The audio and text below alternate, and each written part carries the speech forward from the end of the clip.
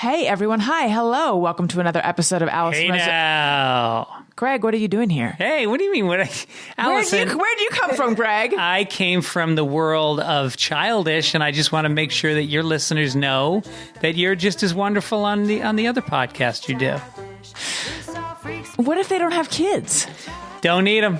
You don't need them. A lot of our listeners actually tell us they don't have kids. We talk about sex. We talk about all sorts of dirty stuff, but also parenting stuff. Yeah, so. Check out Childish. New episodes every Wednesday, wherever you listen to podcasts.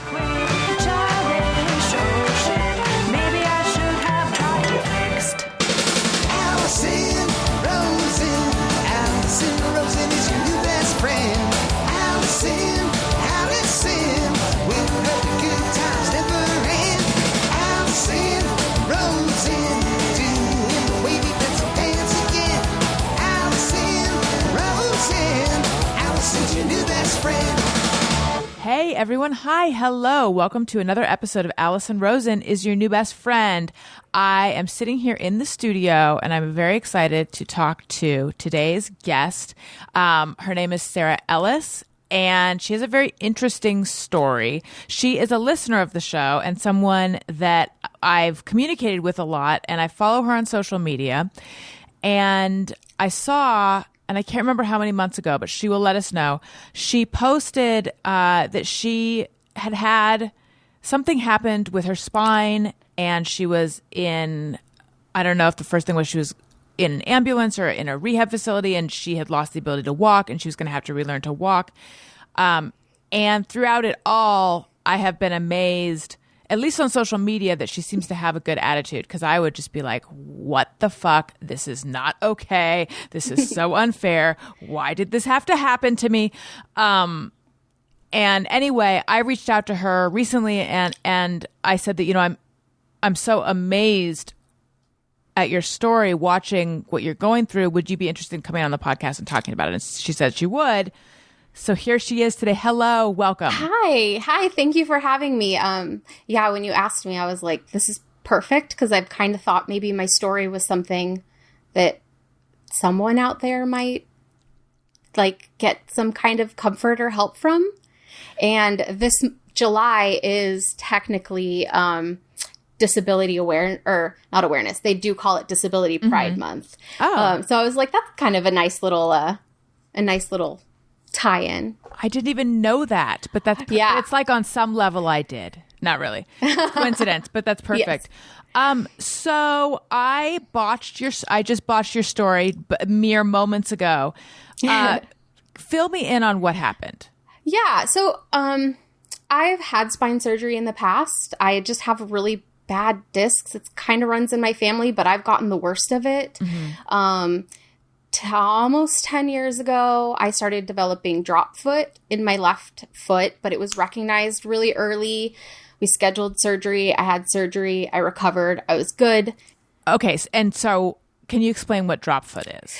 Yeah. So it's where, like, as you're walking, you know, naturally your like toes kind of flex back toes towards the nose as you're walking, so that you don't trip over your toes as you're taking steps. And so I had started to like lose the ability to pull my toes back. So were you tripping? So I was tripping a lot. And I was having back pain. So those are like the symptoms that we found. And then I was having weakness in that left side as well. Mm-hmm. But we caught it. I had surgery. I did, a couple months of physical therapy after that. And I was pretty much, like back to normal as far as that went. And then with just every couple of years, I would just get back pain, and I would end up like getting steroid shots and having to do like a little bit of physical therapy and things to just for my back to feel better.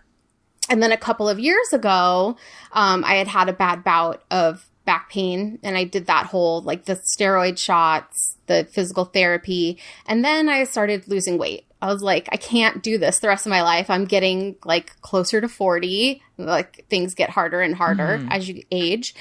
So I started doing keto. I got really, really into hot yoga. I lost like a bunch of weight, and I was doing the best I've ever been doing in my life. And then just this last December, like a week a week and a half before Christmas, my back just really started hurting me again. And I was like struggling and not feeling great. So I went to the doctor. I was going to start up that whole cycle again. And you thought that weight was exacerbating it?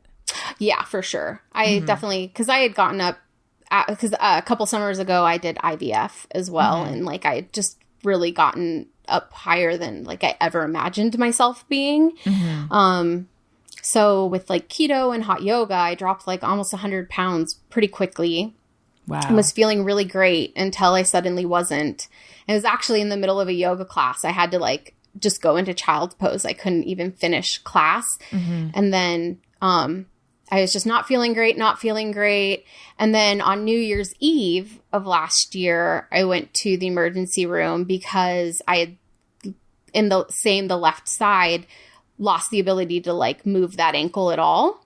And I was scary. Yeah. And I was in so much pain. I was like just in tears. I couldn't get comfortable. So I spent 2019 New Year's Eve in the emergency room getting just shot after shot of painkillers and them not really like addressing the issue, just trying to get me out of pain. Right. Just, I get it. That's unless you're like bleeding out, that's what they do in the emergency room with pain. Yeah. And, you get looked at like, is she just looking for painkillers, prescriptions, and that kind of stuff? But I'm actually surprised, not that I've had a ton of emergency room experience, but I am surprised that they kept giving you the painkillers. I mean, they truly believed that something was going on. Yeah, I think they could tell I was like actually in pain, and they were giving me shots. It wasn't like they were giving me pills that I could squirrel away for later or sell on the street or something like that. But then they did pretty much get me out of pain and they sent me home. And then the next morning I woke up and I couldn't feel anything below my waist and I couldn't stand. And so the paramedics had to come. I live in a 2-story townhome and my bedroom's on the 2nd story. So they had to bring this thing called the stair chair, where they bring it and they get you up like into a seated position, like a chair. And then it flattens out and then it kind of like the wheels kind of move in a way that they can go downstairs. Why do we all not own one of these? Well, you don't want to have to be in one, I'm telling you. Yeah. They're not comfortable. So then they got me in the ambulance and took me back to the same emergency room from the night before. But when you show up in an ambulance, they take you a little more serious. I don't know if I want to say a little more seriously, but it's obviously a more serious situation if you can't get yourself there. So immediately, pretty quickly after they got me in there, and it was a full emergency room. Like I was on a gurney in a hallway. It wasn't like I had my own room or anything like that. So they had the spine doctor come and he definitely wanted to get an MRI. He recognized right away with my symptoms that I was going to need to have surgery. And the first MRI was like, it was unusable because I was in so much pain. I just couldn't hold still. I was in so much pain. What did it feel like? It was just intense pain at like the base of the spine, like where the hips kind of come off of it. And below that, I wasn't really having any pain like in my legs. I just knew that I like couldn't move my feet. Like I couldn't move my toes. And I was just in so much pain. And they were giving me like the biggest, best painkillers that you can get in a hospital, right?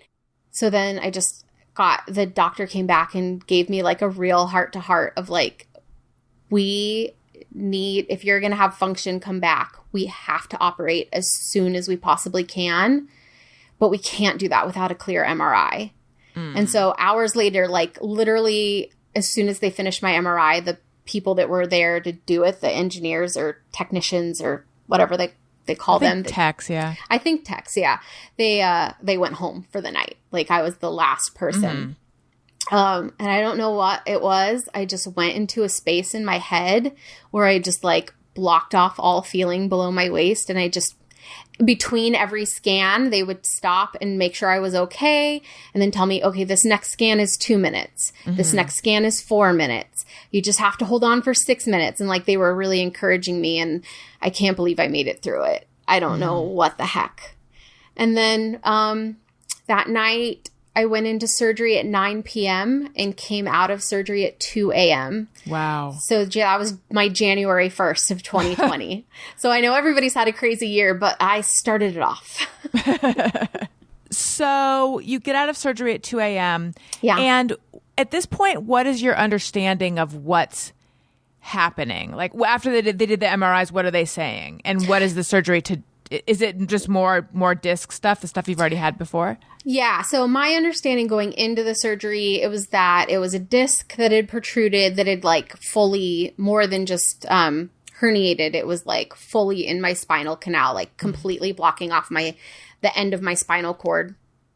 And that they also were potentially going to, he described it as taking off the back of the vertebrae and drilling out more space in the actual bone. So it was a discectomy is what they call it. And they, it was on 2 levels. So my first one, like almost 10 years ago now, was on the L4, L5 and the L5S1. And this one was on the L3, L4 and L4, L5. So one disc was the same as my previous and the other disc was a new one. And that was the one that really did the damage was the L3, L4. Right. Because that's the one that hits that with the very, very tail end of where you're in your spinal column, you have your actual like spinal cord, but then there's more space at the bottom of the spinal column where it's just like nerves heading out. So it hit like the very end of the spinal cord, which is the beginning of all the rest of those nerves going out to your legs and all that. So there's something called Cauda equina syndrome. Yes. Is that what this was? It was Cauda equina, yeah. Yeah. And also the sac, the dural sac, I believe it's called, that holds in the spinal cord and the nerves and the like liquid that it's all in had severed. That's where the epidural, the dural, like epidural. Yeah, it had actually torn open. So I was like leaking spinal fluid. So they had to patch that up. I had a drain in my back for a few days afterward for that too. So it was like all the things that could have happened. So you woke up 2 a.m. Yeah. How did you feel at that point? It was pretty drugged. So it's, you come out kind of feeling a little like drugged. And I had a couple of nurses that I remember them being, very kind, nice, and like, for being 2 a.m. and them having to be at work, they were both in very nice moods. It was kind of dark. I was the only one in the whole recovery. So I was like the only like middle of the night surgery that they had to do at that hospital that night. Or at least the part of that hospital that goes to the recovery room that I was in. So the lights were kind of dim. But they just keep me there until they know I'm like more awake, and then they have a room to transfer me to. And were you even thinking at that point about like, do I have feeling back? No, not yet. I wasn't. Not yet. Yeah, no, I wasn't really even thinking about that yet. But I think I did think going into it that after the surgery, I would obviously have to do some rehab, but I thought I would like pretty quickly, if not instantly, have back most of my motor control. So that was a lot to learn. But so then January 2nd, that first day that I was in the hospital post-op, I just kind of posted online like, hey, want you to know I'm okay. I'm recovering, but I'm in the hospital, yada, yada. And that day I had 12 different people come visit me. Oh, wow. Not to mention the night before when I had called my mom and told her I needed surgery, she like booked a flight and drove to Seattle and got on a plane. Or she spent the night in Seattle and got on the plane the next morning. So I like just was surrounded by love immediately. Oh, like that's so nice. Everybody came. So yeah. So it like you start out like being in such a good place because you're like, everybody's here for me. I'm getting all this positivity. My room is full of flowers and candy. And then you then physical therapy come in for your like 10 minutes a day. Because when you're just in the hospital, they have to like go room to room. They you don't get a whole lot of time with them. And like they were just even trying to get me to stand up, which I could only do because I have, with all the yoga I was doing, I had such great upper body strength that I could like hold myself up with my arms. Really, I wasn't really standing. You're not putting weight on your legs. Yeah. No, not really. So, so that was like kind of the first realization that like, okay, this is going to be a lot more than like my prior spine surgery. I'm just going to jump ahead real fast and then we'll go back. Yeah. As of right now, so this happened very beginning of 2020. We are now in July. Yep. What is your, are you able to walk yet? I am in the process of transitioning from using a walker to using a cane. I have braces on my legs from like below the knee they come down under my foot and they hold my ankle like at a 90-degree angle because I'm not able to move my ankles on my, I mean, with the physical therapy that I've been doing, I get little twitches and, we get really excited that I'm able to engage the muscle, but I'm not able to like walk on my own on them. Yeah. Unassisted. But can you move your legs somewhat, like you can. Yeah, I can move at the hip like normal. I can move at the knee like normal. It's just below the knee that needs help. And do you have other limitations, or it's just that? And I'm not belittling that at all. I mean, yeah, there's definitely like stamina issues with all of that too, because, even though we were working on like endurance and distance walking and stuff when I was, doing the physical therapy, living in a physical therapy center after the hospital, I came home and got like a week and a half of home care physical therapy to make sure I could get around my house. And then COVID hit.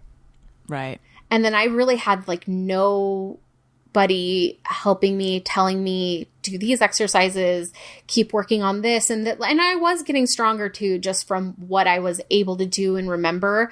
But I had like almost a month of like kind of feeling really stagnant, and that I was feeling like sad, like my recovery was really stalled. So COVID really did a number on me, but I'm back in outpatient physical therapy. I'm going twice a week to a physical therapist. So going back to now, you're in the hospital January 2nd. Yeah. Or thereabouts. And so then how long were you in the hospital before they moved you into a rehab facility? So I was in the hospital for, I'm trying to do the backwards math. I was in the hospital for 9 days. I had gotten approved and there was a room for me at the rehab, like almost immediately, like even before my drain because of the spinal fluid, even before that was out, they were already approved me for like the place that's supposed to be the best place in Southern California. And my opinion is that is true, based on my experience. But then it was waiting on insurance to get it approved for me to get transferred to it's called California Rehab Institute. It's in Century City, and they're wonderful. Like just compassionate care. Cause I mean, there were things like at first I couldn't even dress myself. I couldn't I couldn't go into the bathroom by myself. I couldn't pull up my own pants after going to the bathroom, just all those things. I could wipe, yeah, because like my hands and but there were certain things they would check on because you have post-spinal surgery, you can't like twist certain ways and bend certain ways. So they would like check for you, and you learn to give up some dignity in those moments. And they were just so kind and compassionate, the nurses that I worked with there. And then the physical therapists I work with there were amazing. Right away, though, when I got there, so I think I got there like January 9th or 10th.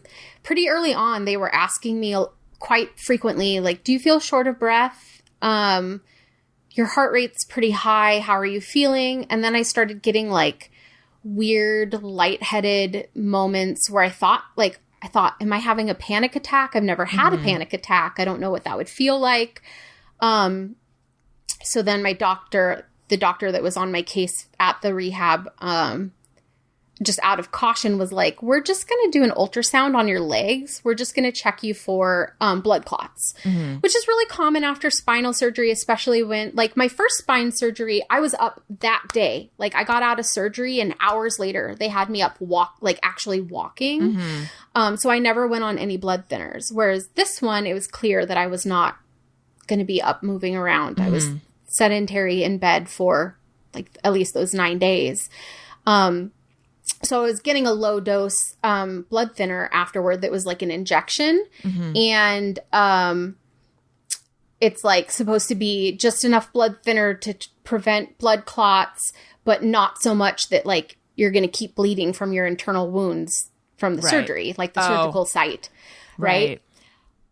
Well, so they did the ultrasound on my legs, and my legs were literally like the words the doctors used, riddled with blood clots. Oh my God. So then they decided to schedule a chest CT, again, just out of an abundance of caution. And then they sent me to Cedars in Beverly Hills to get a chest CT. And I was like fully prepared to like take the ambulance to the, no lights or sirens. Just that's how they transported me, because I was on a gurney because I couldn't stand or walk for myself yet. So they sent me to Cedars. They did a chest CT. I thought I was going to go right back. They admitted me to the ER immediately. Did they tell you what was going on, what they were They seeing? said they found that there were blood clots in my lungs, That's so in the arteries around my lungs. It's amazing because doctors are so well trained to move with intention without trying to cause alarm. But I'm such an intuitive person that even though the behaviors of the people around me weren't telling me that they felt like there was an emergency, I knew that they thought I was going to die. Wow. And that day I had another emergency surgery. They removed 15 pulmonary embolisms. Oh my God. Before that, they did a ultrasound of my heart, and I looked over and I could tell like, where's the other half? It was like, because there were so many blood clots in those arteries that the heart couldn't pump the blood through to get oxygenated. So that side of the heart had been working so hard to pump the blood that it was just like a flap hanging off the other side of my heart. I'm no doctor. Sure, I've watched a lot of Grey's Anatomy. I feel like I know those are the technical terms. Yes. I feel like I know what like the heart, two sides of a heart should look like in ultrasound, and it wasn't that. So they prepped me. They sent me in for this procedure where they, I'm forgetting what it's called. I think it's a thrombectomy, but basically they go up like just above my right leg, up the femoral artery. They stick a like balloon up, and then it has like a little, basically like a vacuum that just sucks the clots out. And then over my chest, they have like an x-ray so they could see where they're going and get the right aim. And it was, I remember wheeling there to the room as they're telling me what they're going to do and thinking like, if they put me under anesthesia, I'm not going to wake up. And so then when I met the anesthesiologist and she's like, you're not going to sleep. I'm just going to make sure you don't feel anything. It's going to be like you took like 10 shots of tequila. Oh my God. Like, was this? I was so relieved. Was this, if I know that you probably know because you're a regular listener of my show. Yes. Was it Versed that she gave you, which is my favorite IV drug? She never told me, but I feel like it was probably Versed. I feel like I need to clarify that when I said it's my favorite IV drug, as if I have like, the menu of all the IV drugs. I just mean I've had it in surgical settings, and if you ever have the opportunity to get it, I recommend it. I've never felt so at peace. I've actually had Versed because I also did IVF. Right. 2 summers ago. So, and it was after you had talked about it, and it was great. Yes. I was telling everybody how beautiful I thought they were. It really, I've never done ecstasy, but I feel like it's got to be similar. Yeah. You said that you thought that if they put you under, you weren't going to wake up. Yeah. What made you feel that way? Or what made you know that, if that's the truth? It was just something I was reading in the internal things about all the doctors and people coming in and out of my room in that time. I don't even know. It could have been 25 minutes. It could have been 4 hours between getting admitted to the ER that time to being taken. But like even little things, like while the technician was in doing the echocardiogram on me, one of the nurses that I had been working with came in and was like, "Oh, so how much longer do you think? How many more images?" Urgency, yeah. And even before that, I knew there was, but in that moment, it was like kind of a confirmation. Mm-hmm. And down the line, talking to some of those doctors later, they definitely confirmed that they thought they were about to have like a 36-year-old, otherwise healthy woman just die in their ER that night. Jeez. So I was like, okay, I wasn't just like the energies I was picking up on were accurate. Like that, yeah. So you were awake during this what we think is called a thrombectomy. Yes. And do you remember it well? Yeah, I remember all of it. It was kind of crazy because it was sort of like if you had like a bunch of dudes over to your house to watch a football game and you're like in the next room over trying to read a book, but like kind of dozing into like sort of nappy state. Mm-hmm. But then you would hear them go like, whoa, like if there was a touchdown, like every single blood clot that they sucked out, they like cheered and gave like a hearty round of attaboys to each other. So to me, it was like, is this the first time they've ever done this? Like, what's going on? And also they would like give me instruction, like take a deep breath. Now hold it. Mm-hmm. And then I'd hear, whoa. And then they'd be like, okay, you can breathe normally again. So yeah, I was fully awake. I remember a lot of it. I remember at one point they showed me all the blood clots that they pulled out. Wow. Because I was like, I want to see what you guys are cheering about. Don't leave me out of this. What did it look like? They look like, so they're kind of white and squishy looking. With like red, like they have blood on them, kind of reddish tint. One of them was like, it almost looked like that little bit of either side of the elbow of a Barbie arm. Like if you cut off like a Barbie's elbow at either side.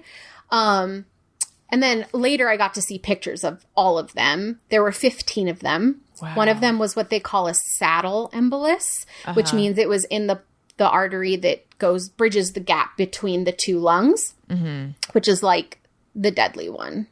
So you're super lucky, right? Because I'm these super could lucky. have created am I understanding they could have created a stroke or a heart attack, or what happens with them? Blood clots, of course, can cause stroke, but what I was at risk for was full cardiac arrest. Like my heart was done trying to get the blood through. Yeah. So yeah, that's what the main thing I was at risk for. And what caused them? So, because like I had said, I was on like a low dose blood thinner post surgery. Well, what it turned out was that particular blood thinner, it's very, very rare, but people can be allergic to it. Oh. And what's very nice about that, when you're allergic, the reaction is that your body creates blood clots. Oh, so they were injecting you with something that makes clots. Mm-hmm. Yeah. So my body was just creating clots all over. My legs were swelling for months. My legs were swelling to like 2-3 times of like my normal calf, from just because once they got the really deadly clots out of my lungs and stuff, then they weren't like wanting to remove the clots out of my legs and stuff. They just wanted to break them down. Mm-hmm.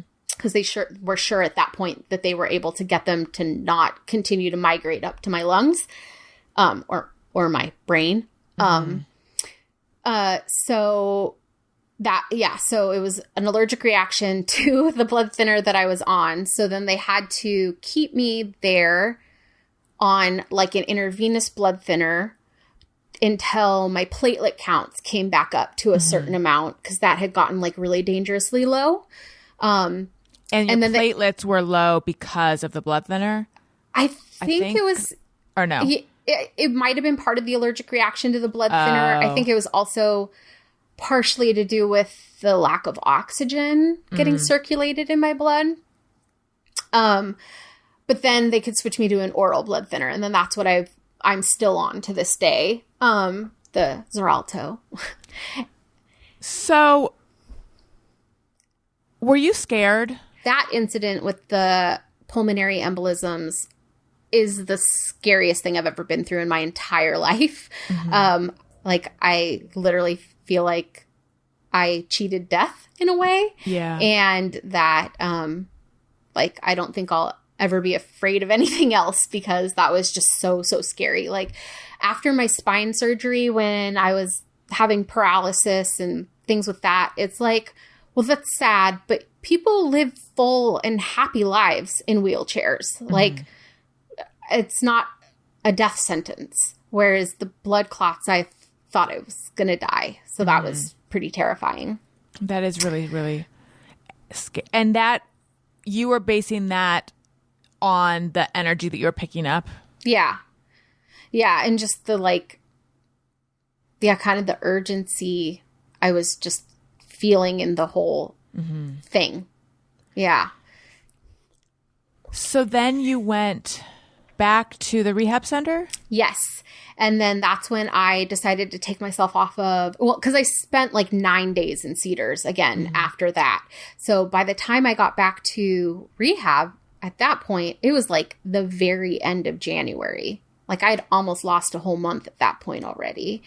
And I was just like, I'm done with painkillers. I don't need them. I'm only going to take things I absolutely need to take, like the blood thinners. And then I was also on it was pain medication, but it's for nerve pain. Because as the nerves are kind of coming back, you get lots of little prickly, painful, like shooting pains and stuff. Right. But I, like, as far as like, narcotics, kind of, I wanted to be off them because I could tell they were making me fearful too, like fearful of trying to walk and that kind of thing. So that's when I just like really started hitting it as hard as I could to get my recovery. Something that I would have never gotten to experience if I hadn't had this, which as someone who's like kind of a tech geek, is very cool. The rehab facility that I was in had just purchased an exoskeleton. And they were learning. Actually, you should explain. I only know what that is because I follow you on social media. So it's very cool. Explain what this is. It's so cool. It's basically bionic legs that they strap onto you. You do have to have like the trunk and core strength to keep your upper body upright. And also you use kind of your core to direct the legs to go. But they strap on these legs and they like, it's especially for spinal cord injury patients, it's important to get them on their feet and get those nerve receptors feeling what it's like to be on your feet and taking steps and recovering ground and like the neuroplasticity. So I got to, while some of the physical therapists there were learning how to use these new legs, they had the people from the company there for like the first couple of times I got to do it, teaching them how to use it and how to record the like walks and stuff and like adjust the gait and adjust like all these different things about the legs depending to help with the person for how their steps go. Cause I was having what they call proprioception issues, where like if I wasn't looking at my feet, I couldn't tell where it was in space. So like if I were to lift my knee, my foot would like do these big circles to try to like figure out where to go down to be moving forward. Interesting. And so like these help tell your muscles like this is forward and so many different things. Like the body is truly amazing with how it can heal.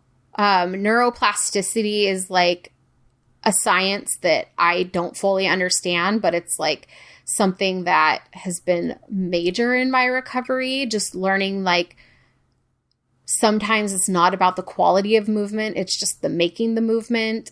It's about taking off my socks and shoes and putting my bare feet on the ground so that my feet relearn what the ground feels like and like wakes up those nerves.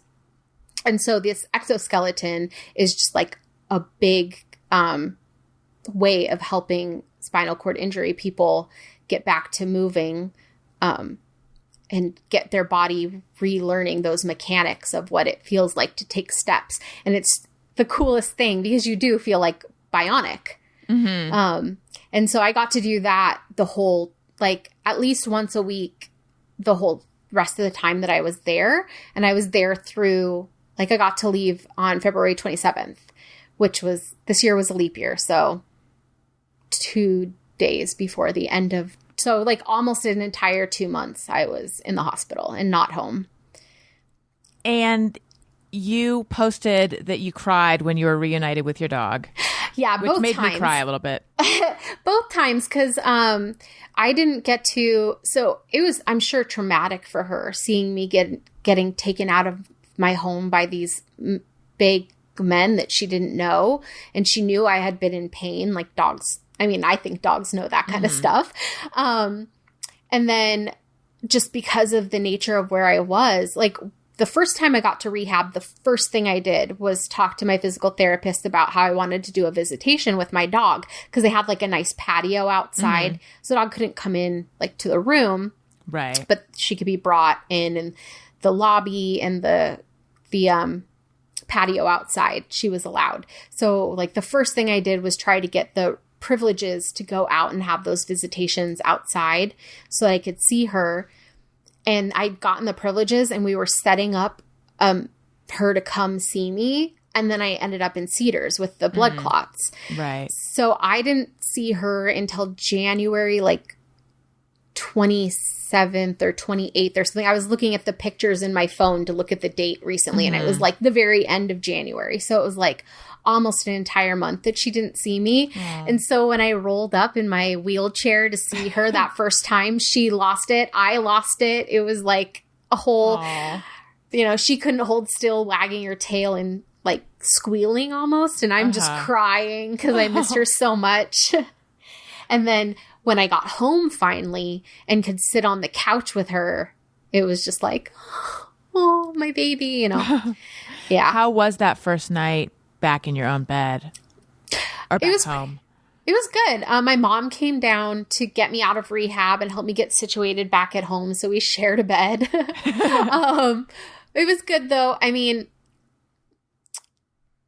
it changed the way I sleep. Sleeping in a hospital bed for 2 months. I used to be a stomach sleeper, which is like the worst thing for your back anyway. Now I pretty much sleep on my back or on my left side. So at first, like, even though I'd gained so much strength in rehab, the moving around in bed was difficult. Like I was having to like grab onto the back of my headboard to like scooch my body and stuff like that.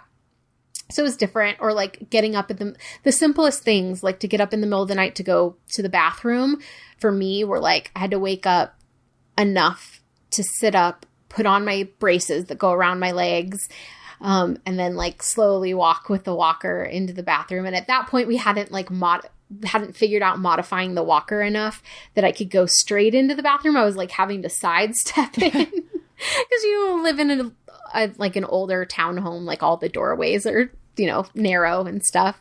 And then after all that, you get back into bed and then it's like, takes forever to fall back asleep because now you're so awake from that adventure. So like I said at the beginning, I have looking at, and you have, I mean, people will see the photo, but like you have a very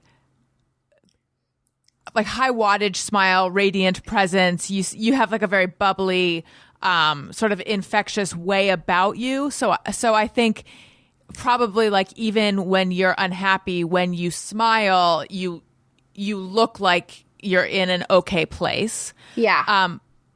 But I was, I just kept noticing throughout this journey, you would post a photo of something going on at the rehab facility, and you just seemed to have such a good attitude. And I was, and I said this a little earlier, but I'll say it again, like it bears repeating.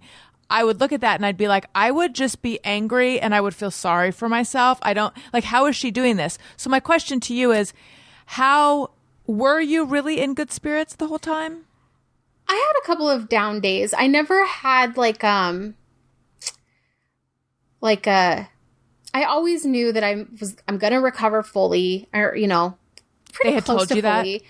No, I just know I will. And that I had to just work my butt off. And like, when I have a goal, I'm like ferocious towards meeting that goal. Mm-hmm. Sort of like, a little over a year prior to that, when I was like, okay, I can't keep having these back flare-ups every couple years. I need to lose weight. And then I just like ferociously went after keto diet, intermittent fasting, and hot yoga. Mm-hmm. And it like changed my whole body. Didn't save my spine though. If I had done it sooner, maybe. But yeah, I'm just sort of someone that like I see a goal and I just have to like go for that goal. Mm-hmm. And that's not to say that I didn't have like hard days, but especially when I was in rehab, like you see when you go from like not even being able to dress yourself to like basically being left alone in a shower because they trust that you're doing okay, and that you're strong and that things are working again.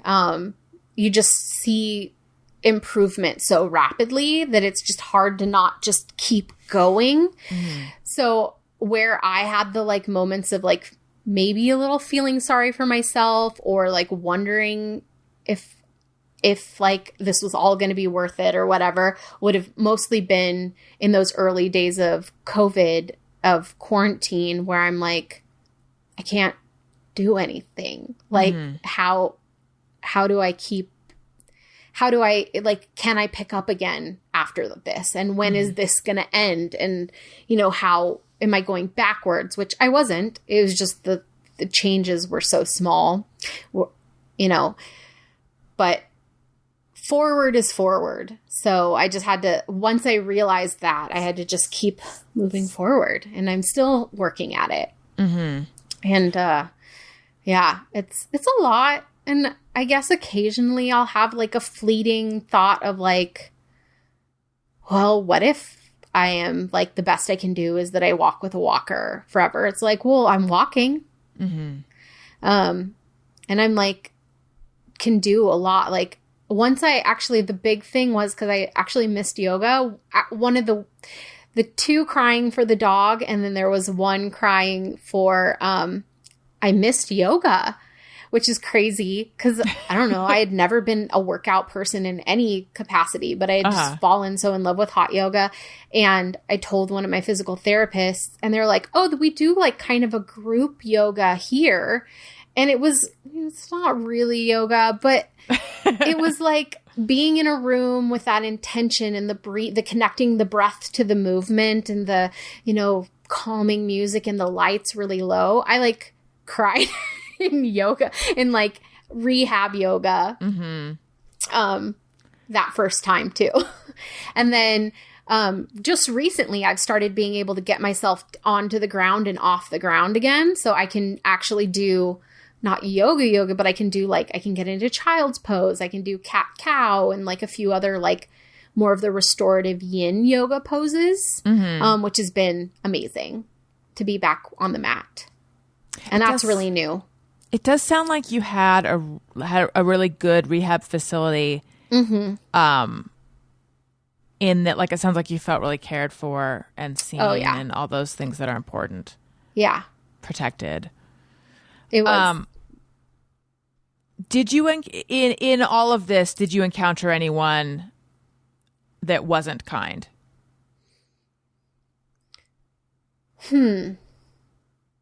Not anyone that wasn't kind. I had this one physical therapist that was like the spinal cord injury guy who I met with him once before the blood clots. And he was like wanting me to do things that I was just so afraid, because at that point I didn't have any braces or anything on my ankles. And so the thing was, like, even though I could like really like hold myself up with my arms, I was afraid to step down on my feet because my ankles would just turn sideways and roll. And I was afraid that because I had decreased sensation down there as well, that I would sprain my ankle and then I wouldn't be able to do any of it. And it would set me way, way back. And so I like had a lot of fear, but he's seen so many people in my position and people in worse positions than me. So he just had like a push and a drive that I wasn't ready for the first time I met him. And then even at the end, even though he ended up being like such a godsend and like he's so great at what he does, he was still like, even the last few days, pushing me to do things that I was uncomfortable doing, that he was like, what if we could send you out of here instead of with a walker with the elbow crutches? And so you'd like try to make me try the elbow crutches, and they're just way not stable enough, and I wasn't stable enough. Now, if you tried to give me elbow crutches, they'd be too easy because I'm moving on to a cane. But so now I think about like the things I'm able to do that he was pushing me to do then, but he never, even if I was scared in the moments of things he was having me do, he never would have let me be unsafe. Like I always had like a gate belt on and he was right there and strong. But yeah, I think his approach at first took me aback, but I think it's because he's done this for so long and knows what people are capable of, and knows that the more you push for, the earlier on, the better results you get in the end. Did you end up doing the things that he wanted you to do, like in that first session, or did you say no? I would try them until like I would feel my ankle wobble or something like that. And I do attribute some of that fear to the being on like narcotic painkillers. I think, because I think as soon as I got like my head clear and got rid of that kind of stuff out of my system, I was so much more willing to try. I was so much more like, okay, if I start to feel my ankle twist, like I'm between these parallel bars, I can just lift up with my arms. I know I could like lift myself up and not even have to have any weight on my feet if I have to, you know? I'm just trying to understand potentially what the narcotics, like how they were affecting you in a way that created fear. Was it like I think what it was less understanding of nuance, or? Yeah, like my head was so fuzzy that I felt like I,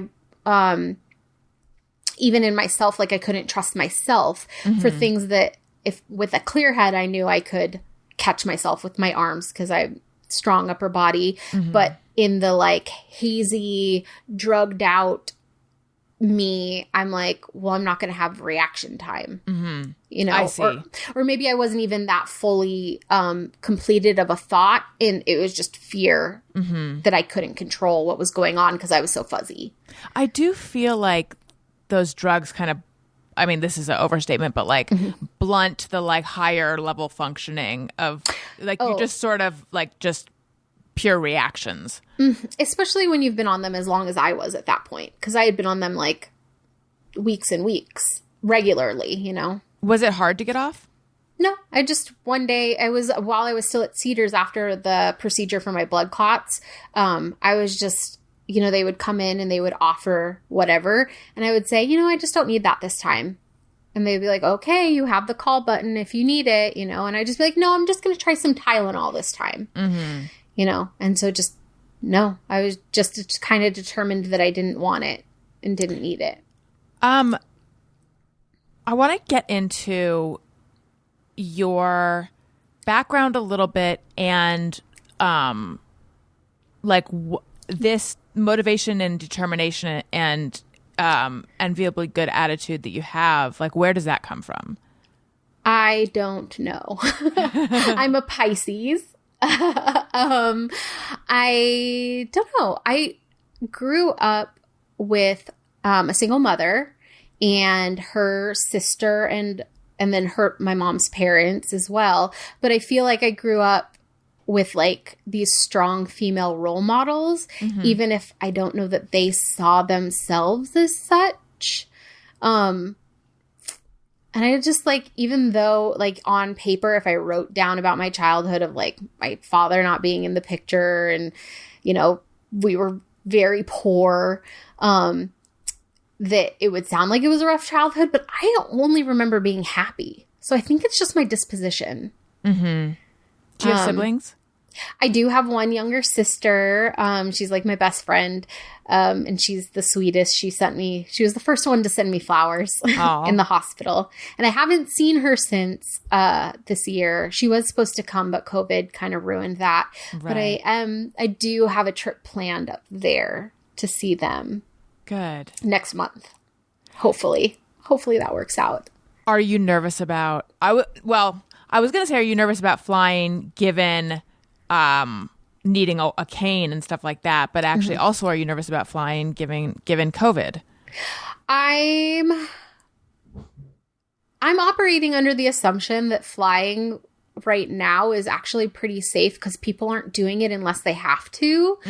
And I'm going to wear a mask and I'm going to just, I don't know, I'll test. Even though I'm flying into SeaTac because they live up in Washington, the little small town where they actually live, like I think has like no cases of COVID. So I have to get through SeaTac, but then I think I'm pretty safe while I'm up there. It's just the getting there and getting back. I'm actually probably safer up there than I am here in Los Angeles right now. You grew up in LA area, right? Yeah, I grew up in the Valley in like the Chatsworth, Northridge area, and then also just over the hill from there in Simi Valley, which is technically Ventura County, but greater Los Angeles area. And you are an Apple genius. Is that what they call? Is that yes. what that's the actual title? Okay, that is the actual title. Yeah, you work at the Genius Bar. People come to you. Yeah. For you to fix their stuff. Yep. Were you always sometimes they're emotional problems? Were you always interested in tech and going in that direction? Oh, yeah. I was definitely the kid that would like want to take the remote control apart to see what was inside. I was one of my first friends to have a computer.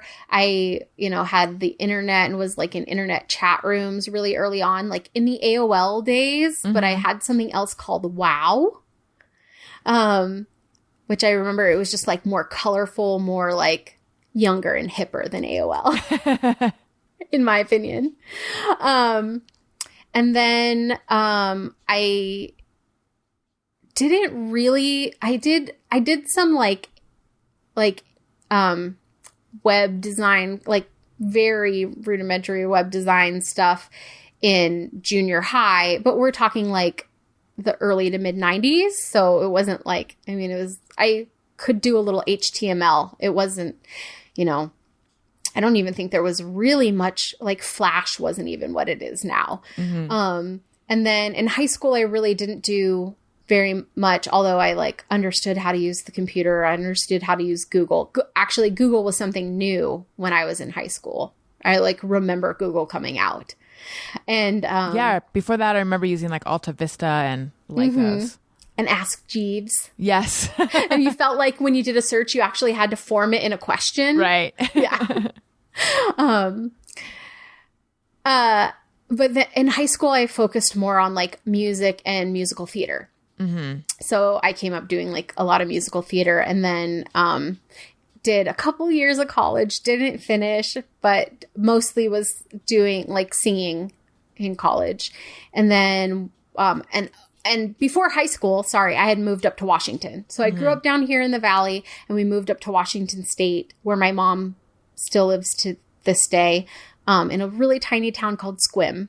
So if any of the listeners know Sequim. That's the cutest sounding town. It's spelled like sequin, but with an M at the end. I love it. Yeah. And it's right there on the peninsula, the northmost coast. So my mom lives on the beach. And nice. can see like Mount Baker out her window and can see fireworks on Canada Day from across the water and stuff like that. And the Channel Islands you can see on clear days and stuff like that. So we moved up there the summer before I started high school. So I went to high school and a couple of years of college up there and just was focusing on like musical theater and singing and sang some opera for a while. Wow. So is that what you wanted to, I mean, that must be what you want to do, right? Yeah. I thought I would do like musical theater or opera. I thought if I stayed in Washington, like the Seattle Opera is pretty prestigious. But I need palm trees and sunshine in my life. So I moved back down to LA. Well, I moved back down to Simi Valley, and did like local musical theater there, and was just looking for a job. And I went to this recruiter at this company that no longer exists, but at the time was one of the top 2 mortgage banking companies in the world. Oh. Or at least in the country.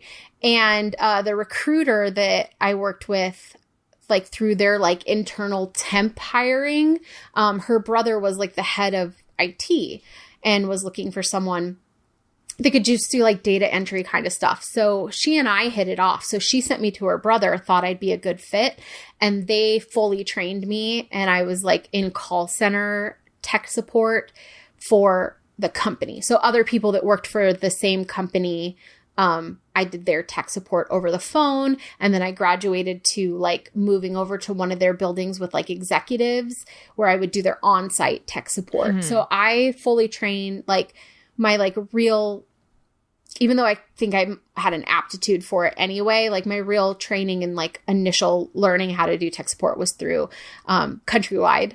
Well, that's who really... then got bought out by, I think they got bought out by US Bank, if I'm remembering correctly. But I got laid off in 2008 during the big scandal of Countrywide and Washington Mutual.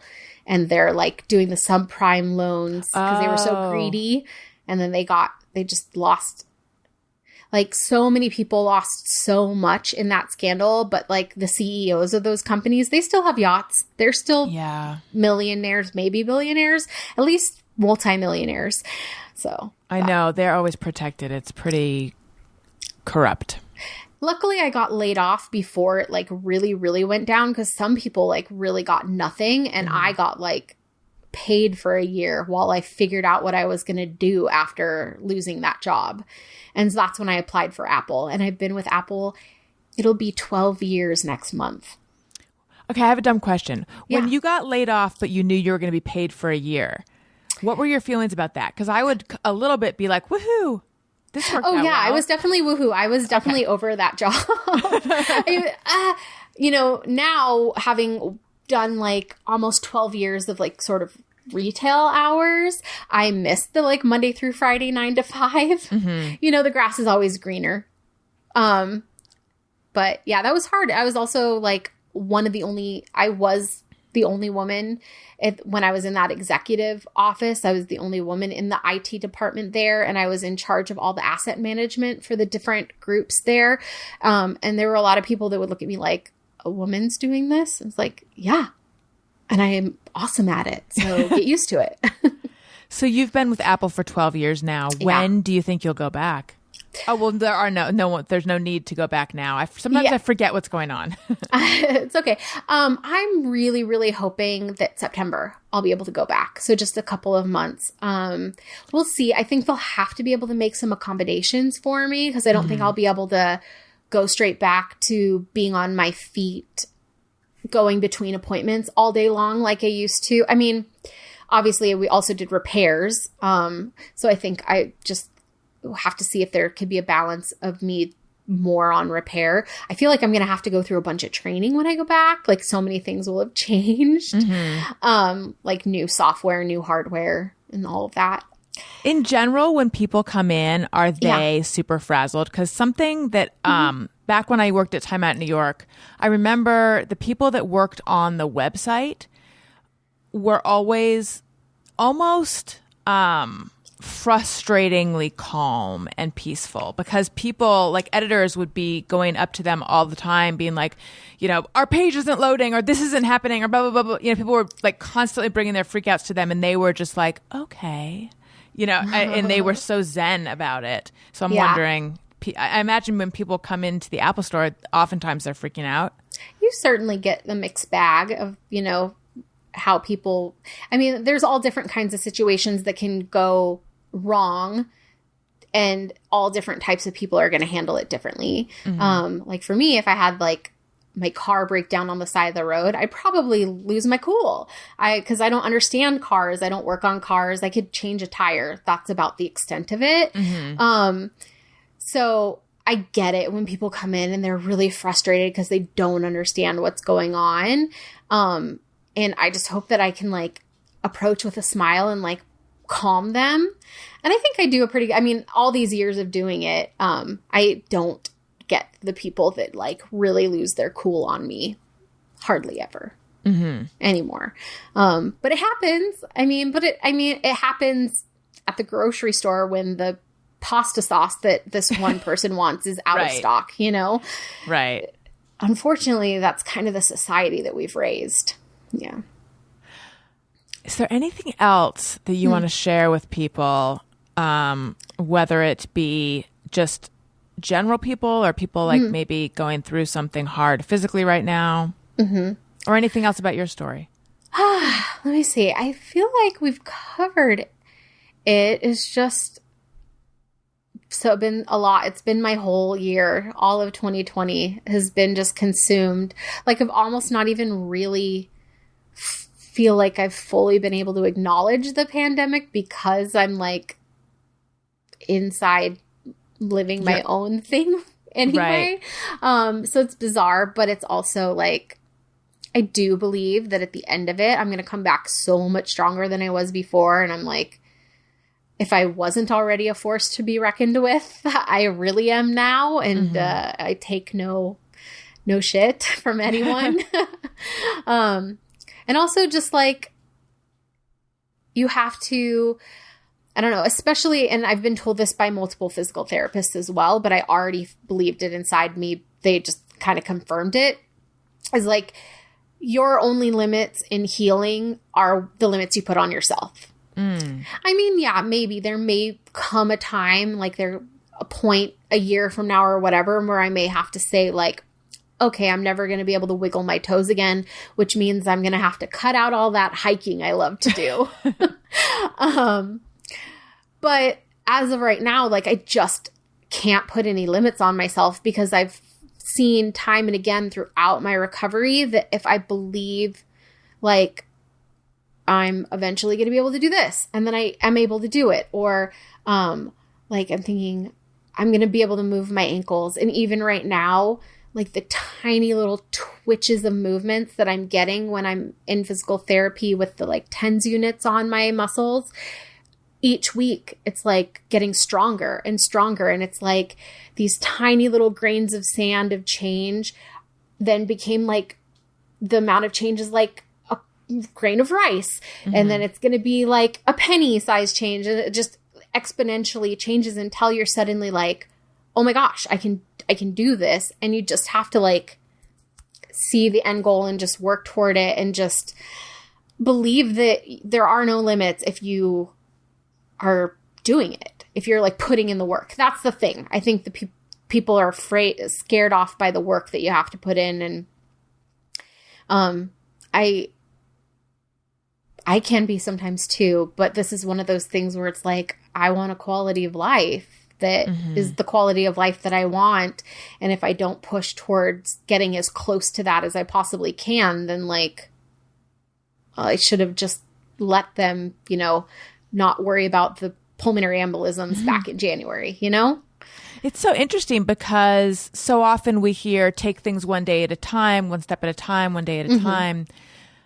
But it sounds like you're saying keep the end goal in mind, like keep the big picture. Yeah, for me, and I guess, everybody has their different personalities and stuff like that. But yeah, for me, like seeing a goal, and even if it takes a year and a half or 2 years to meet it, like that is my goal and I am going toward it. And yeah, regularly stop and acknowledge the like points that you've made along the way, but definitely like don't move the goalpost closer to yourself because you don't trust that you can do it. You know, unless like a doctor came in, I mean, even if a doctor came and told me that it wasn't possible, I'd still try for it, because I definitely met while I was in rehab. I got to meet several times with a group that's like a support group for people with spinal cord injury and paralysis. And several of the people that were like the ambassadors that came in said, doctors told me I would never do X, Y, and Z. And look, I'm able to do those things. So it's like doctors don't know everything. And yes, there may end up being limitations to my recovery, my full recovery, but I'm like made such a huge like jump from like not even being able to stand up at all that it's like, well, I just have to keep going. Like, why stop? You know? So I don't know. Thank that you makes sense. It does. Okay. Your story is really, really inspiring. Oh, thank you. Yeah. I'm sorry you had to go through all of that. Me but too. It's amazing. Yeah. Thank you. Thank you. Yeah. I've thought about writing a book. You should. I don't know. I'm not a writer. I have, but I bet that you could be. Yeah. Every week you talk, you can write. Yeah. I wanted to ask, do you feel like you have PTSD, but it almost seems like it's too soon to evaluate?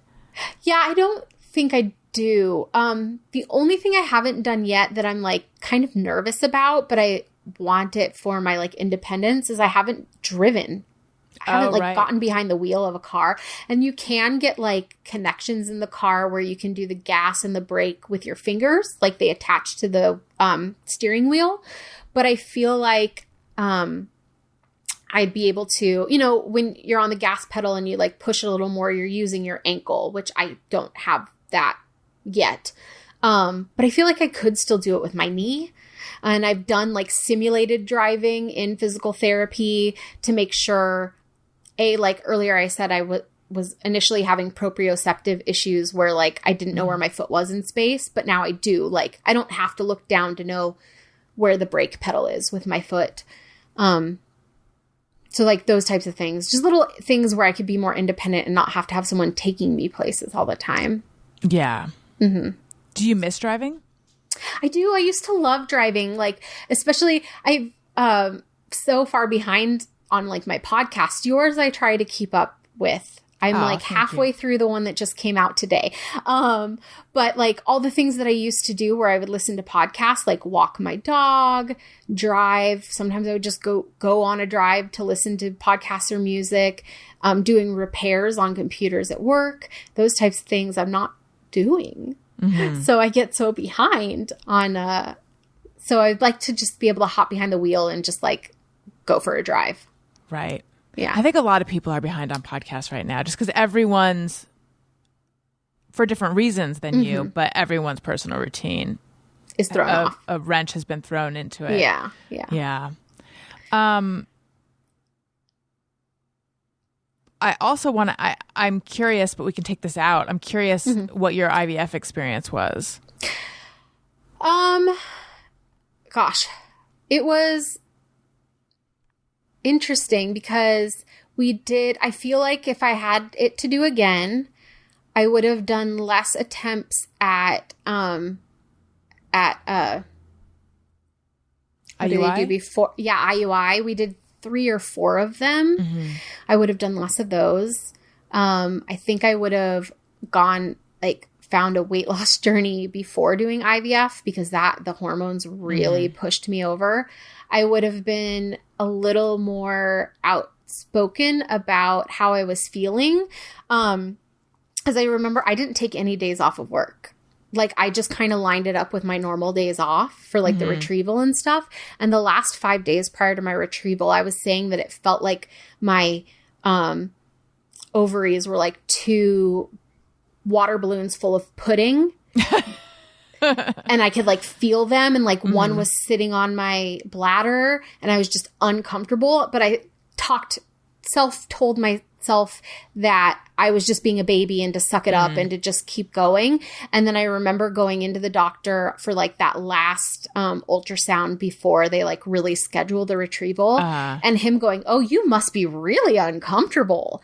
And I was like, oh, so I wasn't just being a wimp. and I maybe should have taken a day off or a couple days off work. I was like rode that line of the hyper ovarian stimulation. Okay. So syndrome. You really responded to the drugs. Yeah. They retrieved 29 eggs. Oh my gosh. 26 of them were mature. Wow. 21 of them fertilized, but then none of them made it to blastocyst till day 7 or 5, whatever the cutoff day is where they stop watching them. It's either 5 or 7. I think it's 5.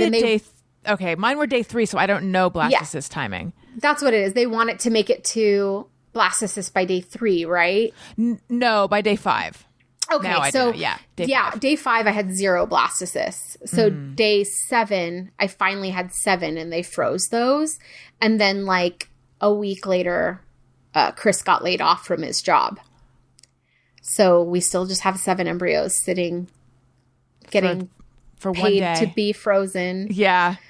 I remember when we used all of them. So therefore we no longer were paying every month to keep them. Yeah. Well, ours is a yearly payment. Oh, that's good. Goodness. But it's just like, what do I do with those? Are they going to sit there forever? Like, will it ever be safe for me to get pregnant?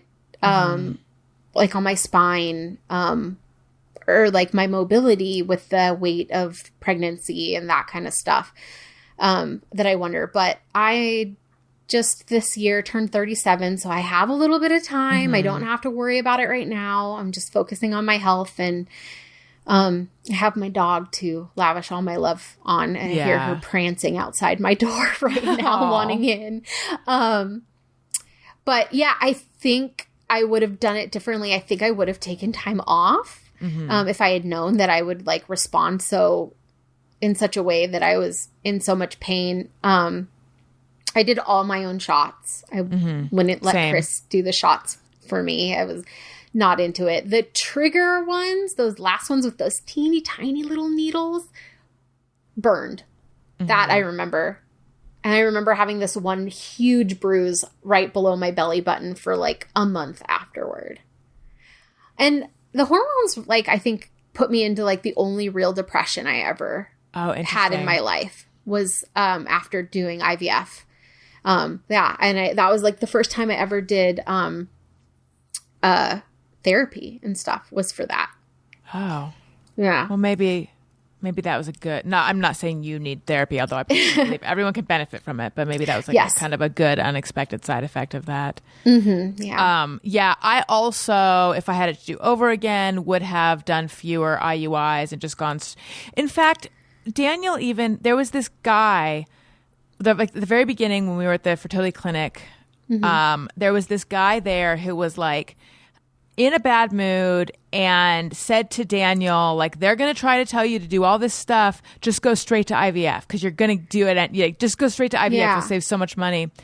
And I think that they actually counseled us based on because they know ahead of time a little bit about whether you're going to be a poor responder or not. And based on like my age and the fact that it looked like my hormones, they recommended that we just go straight to IVF. But I wanted to try a few rounds of IUI just because even though ultimately we ended up like wasting money on that, it's IUI. So that's artificial insemination for people who don't know. IUI versus IVF. It's so much less invasive and it's so much cheaper. Right. Ultimately. So I felt like if I can avoid this thing that's like invasive and sort of scares me and is hugely expensive, we should at least try. But then ultimately, of course, we ended up like having to do IVF so many times. And that was my thinking too, because we had done all of these tests to find out why we weren't getting pregnant, and it was deemed like unexplained infertility. So it was just like, what is it? Poor timing? Is it like, like, do we just need the assistance of like the exact timing? Right. And that's why I was like, let's do IUI. But looking back, if I had really known, I would have done maybe 1 or 2 rounds of the IUI and then moved on. Because I think we did 4 rounds of IUI. And I am very lucky that I have great insurance, not only because of what I've been through this year, but also with the IVF. We had this pool of money to pay for fertility treatment. And what they don't really tell you is how much that pool whittles down each IUI you're doing. Oh, and so right. really to get You were your eating best into bang it. for your buck is to just go straight to the IVF, because then you get all that money. So we used all that money that I had from my insurance for fertility treatments, plus quite a bit of our own money. And it was like kind of financially devastating. And even then I still feel like we didn't get the results that I want. We didn't do the testing, the genetic testing.